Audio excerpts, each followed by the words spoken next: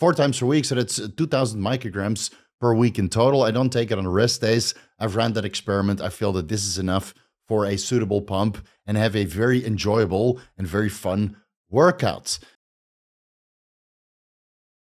Vigorous Steve here. So it's been a while since I've done a full blood work and semen analysis update video here on YouTube, even though I've been doing it consistently every single month for over a year.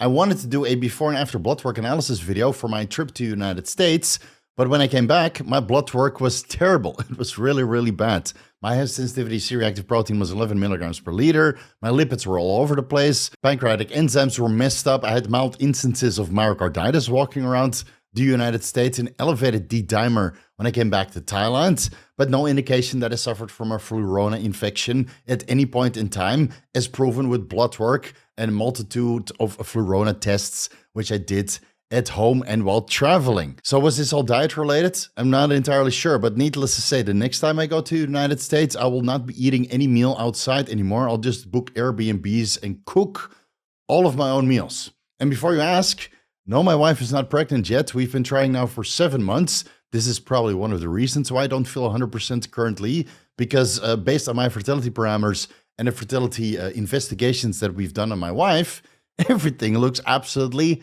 perfect. I mean, my fertility parameters look absolutely stellar, especially considering I took anabolic androgenic steroids and all kinds of performance-enhancing drugs for over a decade.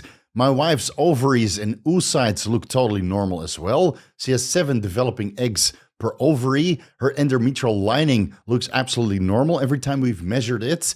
And she never missed a period, even when she was competing. Never suffered from polycystic ovarian disease, PCOS. Never had any cysts or issues with her reproductive tract ever. But I shouldn't really complain too much because we both used low-dose Accutane for years in duration to kind of keep the acne at bay. And even though we stopped Accutane, I think 1.5 years ago, there's some tangible evidence that Accutane is not good for overall fertility parameters. At various stages of our lives, we used performance-enhancing drugs. I'm still using them. I'm using fertility peptides and a growth hormone and IGF-1, which has some scientific evidence behind it that it might be good for overall fertility in men and women. My wife discontinued the PEDs years ago. She removed her copper IUD, let's say a little bit over a year ago. She used the copper IUD the entire time she was competing. We both got double mandated 1.5 years, 2 years ago. So if you believe into conspiracy theories, I mean, there's some, some negative effect on fertility there potentially. But what is most important is that my wife is 40 years old. And as you get older, the chances of conceiving per time just get less and less and less. According to the American Society for Reproductive Medicine, when women reach the age of 40, there's only a 5% chance of conception every time you try. Female fertility generally declines after the age of 30. When a woman is 30 years old, there might be a 20% chance that she gets pregnant every time you try to conceive her at the time of ovulation. At 35 years old, there's only a 10% chance. At 40 years old, there's only a 5% chance. And even though me and my wife don't really identify as general population, right? We eat completely healthy. We're in a very low oxidative stress state. We go to the gym. I think we've been taking excellent care of our body. Our fertility parameters don't show that we're 40 years old. We're well ahead of typical 40 years old. But still, the statistics are not going to lie. They're not very in our favor. 40 years old, 5% chance. If you do the calculations, it might take 20 months, 1.5 years before she's pregnant.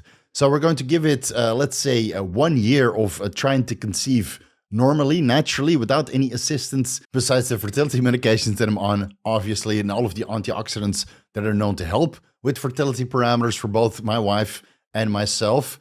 7 months down, technically 13 months to go, but we're going to give it another 5 months before we start seeking some medical assistance, I would say. All right, so with that out of the way, let's go into my blood work results and my overall progress pictures, because I posted those on Instagram, even though I didn't really feel like posting them because I felt extremely self-conscious after I took those pictures. You know, I woke up Sunday morning, I looked in the bathroom mirror, I felt good about myself, I had some striations and separation, everything looked nice and dry and full, right? I was happy and ready to take my progress pictures. And then after you take your progress pictures, I was completely demoralized.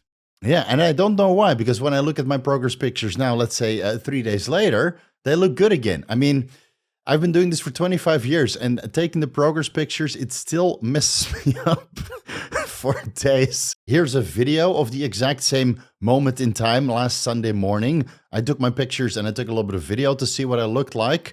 I think I look better in the video than I do in the pictures, but I guess you guys are going to either be very complimentary or tear me apart in the comment section, which is ultimately what the comment section is all about. All right, let's move over to the current fertility / performance enhancing drug protocol. I literally removed everything, all of the PEDs and nootropics and anything else that doesn't really have tangible fertility data behind it. Now, when you look at the list, you see growth hormone and Increlex, IGF-1, both recombinant human versions.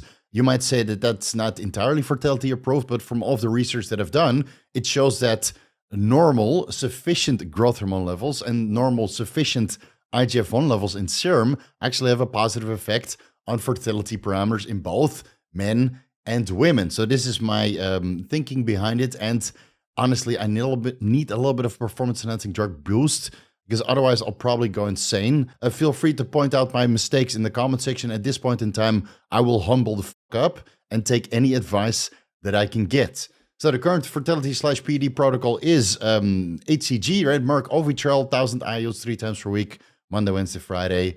Merck Gonal F, recombinant follicle stimulating hormone, 75 IUs every single day. Merck Serrano Sizin, growth hormone, 1.2 IUs upon waking before fasted cardio to induce a little bit of lipolysis, and 1.2 IUs before the workout 4 times per week. And on the remaining 3 days per week, I take 1.2 IUs sub-Q before bed. And I take Ipsen Increlex, pharmaceutical recombinant IGF-1. I take 250 micrograms bilaterally, intramuscularly, mostly in the chest, 4 times per week. So even though I train legs, for example, or a back day, I still put the IGF-1 in my chest, and I feel that it's helping with chest fullness to a certain extent.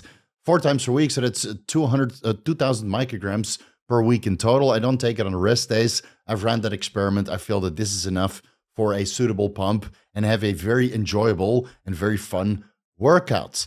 That being said, I did experiment a little bit with long-acting insulin here and there, 5 IUs, 10 IUs upon waking, Lantus Solo Star, but I can't get the same effect cosmetically compared to Ipsen Increlex. So since I have access to it and still have a boatload of boxes in my fridge for me and me alone, I'm going to run it while I'm off everything else. I'm using Bayer Tationil injectable glutathione, 600 milligrams over 4 milliliters, 2 additional injections intramuscularly in the week leading up to conception, because I take 1,800 milligrams injectable glutathione intravenously. On Monday, we'll get to that a little bit later. So that's only increased antioxidant intake in the form of glutathione in the week leading up to conception, because most of the oxidative stress on semen occurs in the seminal vesicles of the prostate.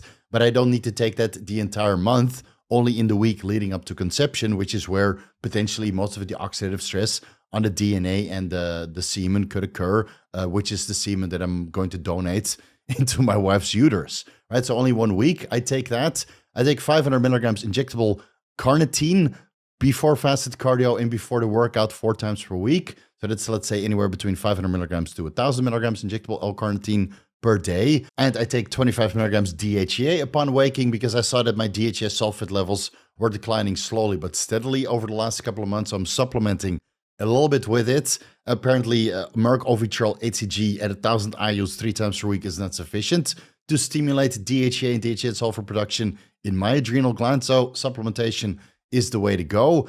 And I'm using Aspen L-Troxin T4 thyroxine, 100 micrograms per day, 50 micrograms in the morning and 50 micrograms in the afternoon, because I felt that my metabolism was not really going in the way I wanted to, and my thyroid stimulating hormone was slightly elevated when I was running growth hormone and IGF-1 solo. I'm doing the following: mitochondrial support / anti-aging IV stack.